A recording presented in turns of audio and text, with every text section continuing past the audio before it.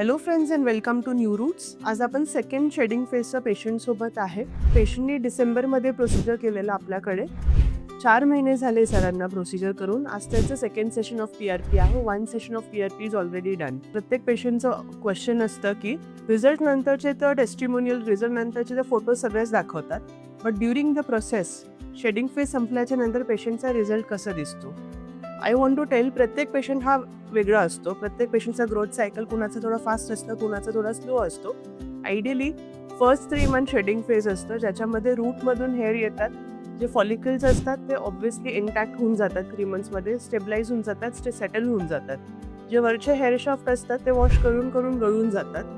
Roots 3 मंथ्सपर्यंत पूर्णपणे stabilise होऊन जातात आणि मग त्याच्यामधून प्रॉपर ग्रोथ 4th मंथपासून यायला लागते. पेशंटचं एज कमी असल्यामुळे what we have plan is going for 2 session. पेशंटचा रिक्वायरमेंट होता की पेशंटला हाय डेन्सिटी पाहिजे. हाय डेन्सिटीमध्ये front area first 3000 grams high density, mid scalp average to high density. In see this patient सरांना 4 महिने झालेले आज. ऑलमोस्ट 50% पर्यंत ग्रोथ आलेला आहे पेशंटला. डेन्सिटी तर ऑब्व्हियसली आपण 5 to 6 मंथ्स नंतरच डिसाईड करतो.